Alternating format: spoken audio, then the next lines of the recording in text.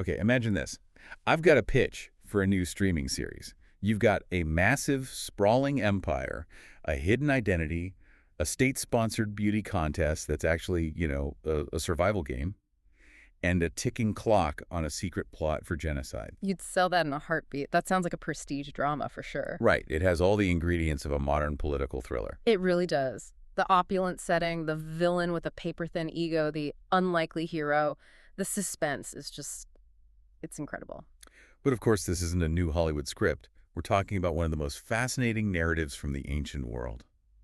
Welcome, everyone. You are listening to the Deep Dive podcast on Divine Narratives, a collection of inspiring biblical stories, episode 30. It's great to be back. Today, we're jumping into Esther, Courage, Identity, and Divine Providence. Our source material is the Book of Esther, specifically chapters 2 through 10. And our mission really is to explore how this young woman, an orphan with zero political power, ends up at the absolute heart of a royal plot, a plot that will decide the fate of an entire people.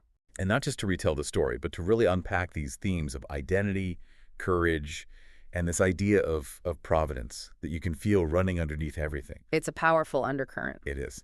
So let's set the stage. The setting itself feels like a major character here. Where are we? We are in Susa, the capital of the ancient Persian Empire, and you really have to grasp the scale of this place. This wasn't just a kingdom, it was the global superpower of its day. We're talking, what, from India to Ethiopia? All the way. So you have immense power, immense wealth, and this atmosphere of absolute authority. And at the top of this pyramid is King Ahasuerus. Right, who many historians identify as Xerxes I.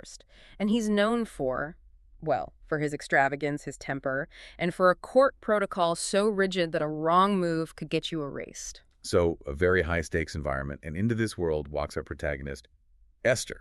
Tell us about her. Well, Esther, whose Hebrew name was Hadassah, is a young Jewish woman, and she could not be starting from further down the ladder. She's an orphan, her parents are gone, and she's been raised by her cousin Mordecai. So she's an outsider in more ways than one. A woman in a deeply patriarchal society and a member of a minority group living in exile. Exactly. She has no leverage, no status. She's just surviving, which makes what happens next so completely jarring. Let's get to the catalyst. Yeah. The whole story kicks off because of a royal banquet that goes very wrong. That's putting it mildly. Yeah. The king throws this party that lasts for months, basically to show off how powerful he is. And in a drunken moment, he summons his queen, Vashti, to come and, display her beauty for his friends. And she says no. She refuses, publicly. Which, good for her. But I can't imagine that went over well. Not at all. He's humiliated. His advisors panic, saying if she gets away with this, no woman in the empire will obey her husband. So he deposes her. She's out. And now there's a job opening for Queen of Persia. The king's solution is pretty extreme. It's basically a draft, a kingdom-wide search for the most beautiful young virgins. They're all to be brought to the palace. We should pause on that because it's easy to read that as just a beauty pageant, but it's much darker. It's objectification on an industrial scale. It is. Esther didn't volunteer. She was taken. She's brought into the royal harem and put through 12 months of cosmetic treatments before she even gets to meet the king. A full year of preparation. A year. And during all this time, she's following a critical piece of advice from Mordecai. Right.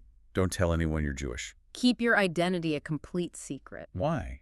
What was Mordecai so afraid of? He was a realist. He knew that in a pagan empire that prized conformity, being different was a liability. He feared prejudice. He wanted her to be judged on her own merits, not by a label. So she's essentially undercover in the palace. Yeah. And eventually she gets her audience with the king. And she completely captivates him. He chooses her over all the others. The orphan girl from a minority community is now the Queen of Persia. It's an incredible story, but you can feel the anxiety under the surface. She's at the top, but she's still hiding. And right then, the villain enters the story. Enter Haman. He's promoted by the king to be his top official, basically a prime minister. And the text paints him as a man just consumed by his own ego. He needs everyone to bow to him. And everyone does. Except for one person. Just one. Mordecai. He refuses to bow. Why, though? Was it just defiance? Or something deeper? The text implies it was a matter of religious conviction. For a Jew, bowing down to a man in that manner would have felt like a form of idolatry. He would bow only to God. And Haman, with his fragile ego, can't handle this. He can't. But this is where his evil becomes clear. He doesn't just want to punish Mordecai. That's not enough for his rage. He goes after everyone. He finds out Mordecai is Jewish, and he decides to exterminate all of them, every Jew in the entire Persian Empire, because one man wouldn't bow. That escalation is just, it's chilling. And this is where the name of the festival, Purim, comes from. Yes. Haman casts Pur, which means lots like rolling dice, to choose the perfect date for the genocide. The lot falls on the 13th day of the month of Adar. So he has his date. Now he just needs the king's permission. Which he gets with shocking ease. He tells the king, "There's a certain people scattered among us whose laws are different from everyone else's, and they don't obey your laws. It's not in your best interest to tolerate them." He frames it as a national security threat. Very clever. And a king who seems completely disengaged just hands over his signet ring and says, "Do with them as you see fit." And that's it. The decree goes out, signed and sealed. It's now the irreversible law of the land that on a specific day, all Jewish men, women, and children are to be annihilated. The panic must have been unimaginable. It's a state-sanctioned death sentence. This is the turning point.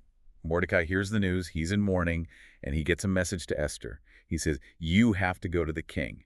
You have to plead for our people." And Esther's first reaction is pure fear. She sends a message back saying, essentially, "I can't." And her fear is justified. Let's be clear about the rule here. The rule was simple.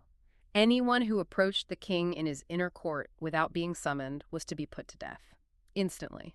Unless the king chose to hold out his golden scepter to you. That was the only exception. And she hasn't been summoned in a month. She's thinking, he's forgotten about me. If I go in there, I'm dead. Exactly.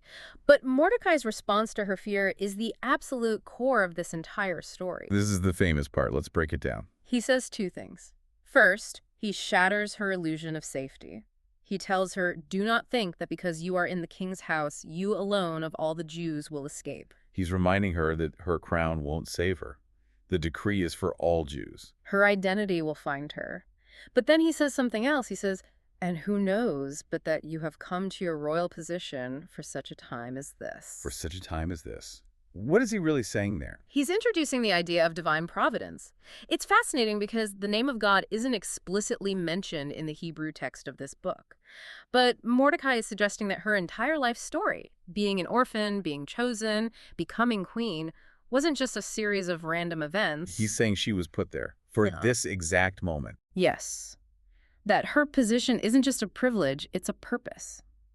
And that thought seems to change everything for her. It does. She stops focusing on the risk and starts focusing on the responsibility. But her first move isn't political. No, it's spiritual. She tells Mordecai to gather all the Jews in Susa and to fast for her for 3 days. She and her attendants will do the same. She's gathering spiritual strength. And after that, she makes her decision with that incredible line, "I will go to the king, even though it is against the law, and if I perish, I perish." It's a complete surrender. She accepts the worst possible outcome because the cause is more important than her own survival. So, 3 days later, she puts on her royal robes and she walks into the inner court. You can just imagine the tension, the silence. The guards are probably ready to seize her. The king looks up. And he extends the scepter. She's safe. He asks her what she wants, even offers her half the kingdom. Now, you'd think she would just spill everything right there. But she doesn't. She is incredibly strategic. She plays the long game. She simply invites the king and Haman to a banquet. And at that banquet, she invites them to a second banquet the next day. Why the delay? It's psychological genius. First, by inviting Haman, she makes him feel important and secure. He goes home that night bragging that the queen invited no one but him. She's inflating his ego right before she pops it. And then the king.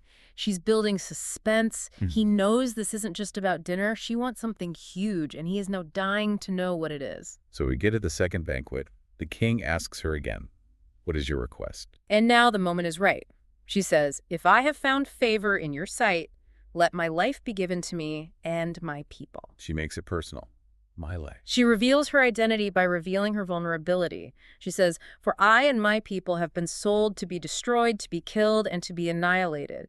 She uses the exact wording from Haman's decree. The king is stunned. He says, "Who is he? Where's this man who would dare to do such a thing?" And Esther points right at him. The adversary and enemy is this vile Haman. I can't even imagine that moment. The king flies into a rage. Yeah. Haman is begging for his life. And in a moment of, let's call it poetic justice, one of the attendants mentions that Haman has just built a gallows 75 feet high to hang Mordecai on. The irony is just overwhelming. And the king just says, hang him on it. The villain is destroyed by the very instrument he created for his victim. So Haman is gone, but the decree, the law, is still in effect. Right, and that's the final hurdle. A law sealed with the king's ring could not be undone, not even by the king. So what's the solution? A counter-decree. Mordecai is promoted, and he and Esther write a new law. It doesn't cancel the first one, but it gives the Jewish people the right to assemble and to defend themselves against anyone who tries to attack them. It essentially turns a massacre into a battle. A battle they are now authorized to win, and on the appointed day they do. They defend themselves, they are victorious, and they survive. And to commemorate this incredible turn of events, they create the Festival of Purim. A day of feasting and joy. To remember the moment their sorrow was turned into gladness, it's a celebration that continues to this day. It's such a powerful story. Let's shift into our deep dive analysis. What are the big lessons here for you? Well, the first is obviously courage in adversity. But I think we have to see that Esther wasn't fearless. She was terrified. She needed 3 days of fasting and prayer to work up the nerve to just walk down a hall. That's a great point. Courage isn't the absence of fear. It's acting despite your fear because something else is more important. Exactly. The second big theme for me is the power of identity. Her story is really about her journey to embracing who she is. She starts by hiding her Jewishness to survive. But she can only save her people by revealing it. Yes. It's a reminder that owning who we are, our heritage, our background, that's not a weakness. It's a source of strength. It gave her a reason to be brave. And she didn't do it alone, which brings up community. Absolutely. She didn't say, I've got this. She said, fast with me. She drew on the wisdom of Mordecai and the spiritual support of her entire community.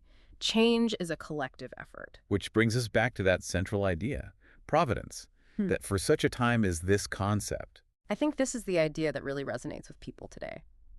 We all have circumstances in our lives that feel random or unfair. A job we don't love, a difficult relationship, a challenge we didn't ask for. And this story asks you to look at it differently. It asks, what if you're not there by accident? What if your unique position, your unique skills, are meant for a purpose right where you are? It shifts the question from, why is this happening to me, to, what am I supposed to do here? It gives meaning to the chaos. Yeah. It empowers you to be an agent of change rather than a victim of circumstance. Precisely. Our source material leaves us with 2 reflection questions that I think are perfect for our listeners to think about.